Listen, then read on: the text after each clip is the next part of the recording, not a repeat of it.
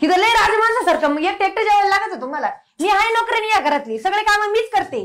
तुम्ही फक्त आई तर या खा आणि जा, एवढंच करा फक्त.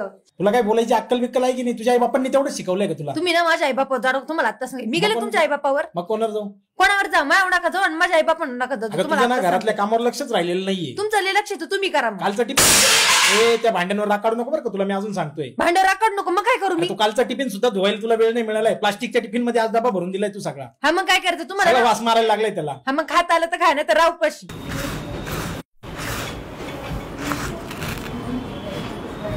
आई द्या बरं तेवढे तांदूळ, उकळे आली. देते बस ना थोड्या वेळ इथं. अहो ते भात शिजवायचं आहे, उशीर होईल परत. अगं शिजवशील ना, बस काय त्या पाण्याला उकळीचं पाठी, इथं माणसं उकळायला लागलेत. थोड्या वेळ बस.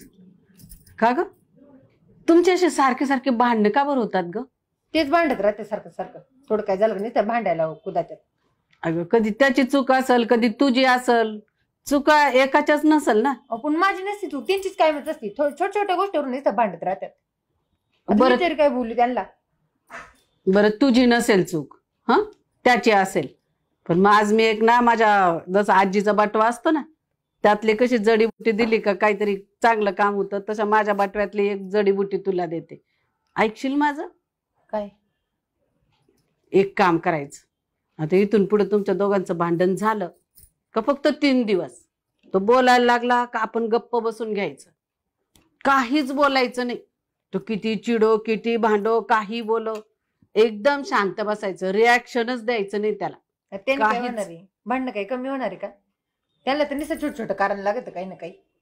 हे बघ करून तर बघ, नाही झालं तर नाही झालं, आणि झालं तर एखादं चांगलं पण होईल, आणि नाही झालं तर तुमच्या भांडणं आयुष्यभर चालूच आहे. पण एकदा करून तर बघ, माझं ऐकून बघ. बरं बघते मग काय, आता तुम्ही म्हणते तर एवढं बघ, माझ्यासाठी एवढं करून बघ एकदा. देता? हा घे.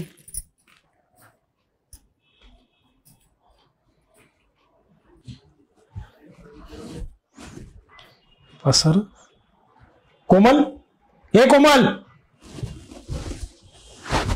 काय आपा सर, हा कळत नाही का तुला सगळं आवरून ठेवायचं? तुझ्यासोबत बोलतोय मी, मला काही मूर्ख बिर्ख समजते काय तू? हा का मुकी बिकी झाली तू?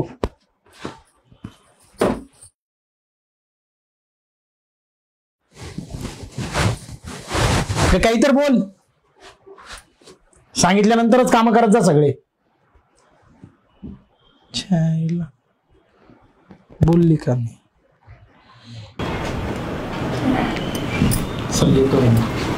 निघालास का? हो. 2 मिनिटं थांब ना. 2 मिनिटं? हा थोडं बोलायचं होतं मला तुझ्याशी. बस मला असं म्हणायचं होतं, सकाळी तुमचं भांडण झालं, बरं वाटतं का तसं? अगं रोजच झालंय आई, ते प्रत्येक वेळी काय माझीच चूक असते का? तसं नाही रे, चूक जरी तुझी नसेल ना, आपण रोज रोज रोज रोज भांडणं चांगलं वाटतं का असं? अगं पण मग ते तिला पण समजायला पाहिजे ना. मी फक्त काही बोलायचं उशीर आहे, माझा एक पण शब्द खाली पडू देत नाही. आता ना ते कोणाचं चुकतं कोणाचं नाही हे काढत बसायला आपल्याकडे हे नाहीये, कारण कोणी चूक मान्य करत नाही आपली, बरोबर आहे ना? पण माझं एक ऐकशील का? म्हणजे तुला काय म्हणायचंय, माझं चुकतं असं? नाही नाही, मी असं नाही म्हणत आहे, फक्त माझं ऐक. तुमचं कोणाचं चुकतं कोणाचं नाही काही फरक पडणार नाही त्याच्याने. ऐकून तर बघ. हा बोल. हे बघ, जसा आजीचा बटवा राहतो ना, तसा माझ्या बटव्यातली एक गोष्ट मी तुला देणार आहे, तेवढी फक्त तू ऐक. जर जमलं तर सगळं चांगलंच होईल, नाही तर नाही. पण ऐक. आता आहे ना, याच्या पुढे भांडण झालं की फक्त 3 दिवस ती बोलायला लागली की तू शांत बसून घेत जा, काहीच बोलायचं नाही, काहीच तिला काही म्हणायचं नाही. का बोलती काय काहीच नाही, फक्त ऐकायचं. एवढं करून बघ फक्त 3 दिवस. अगं आई, पण जर मी शांत बसलो तर परत तिला तेच वाटेल की माझी चूक आहे म्हणून मी शांत बसलोय.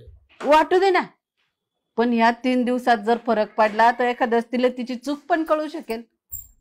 असंही होऊ शकेल ना, का तू का आपला नवरा गप्प बसतो, मग ती थोडासा विचार तर करेल कोणाचं चुकतंय काय चुकतंय.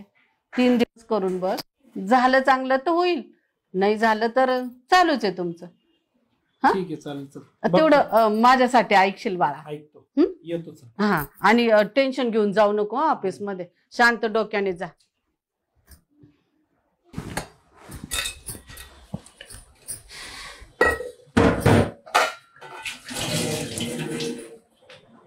हो हा इकडे या. इकडे कळतं तुम्हाला. आता सगळे भांडे घासले ना मी, कधी दिसत नाही. आमच्या सोबत जेवायला नको तुम्हाला. तिथं लय राजमाणसासारखं मग एकटं जेवायला लागत तुम्हाला. मी आहे नोकरीने या घरातली, सगळे काम मीच करते. तुम्ही फक्त आई तर या खा आणि जा, एवढंच करा फक्त. माझ्या नशिबात तर तेवढंच दिले नुसतं धुणं भांडे घरचे झाडपूस करायची. नोकरीनेच समजताय ना तर मला दुसरं काय. अख्खे काम मीच करीते. एकटाट घासल्याने काय होतंय काय माहिती. काही काम नको काही नको, जायचं महाराजासारखं घराबाहेर निघून म्हणजे ऑफिसला जातो ऑफिसला. अगं बाई ही माणूस बोललं का म्हणणे काही. जाऊन येता होता नुसतं भांडत येतं वचको वचको. आता काय झालं काय माहिती. बस बरं जरा इथे.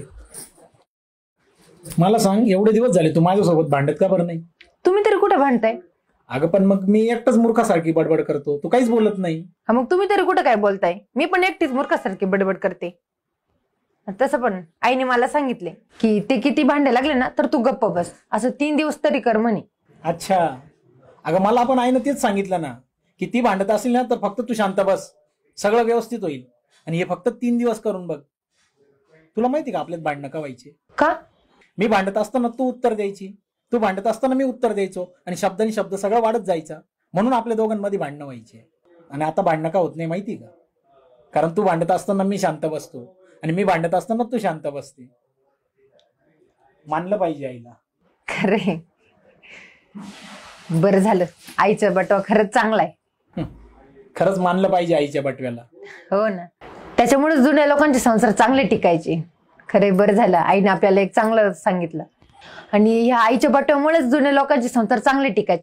आणि आजकाल बघा ना, 1 वर्षभरातच नुसते डिवोर्स होते तो आणि लोक लगेच सोडून जातात एकमेकाला आणि भांडणं तंडणं करतात. पण आपण नाही करायचं तसं. आपण आईने सांगितलं ना तसंच वागायचं, म्हणजे आपला संसार चांगला चालेल. हो बरं झालं.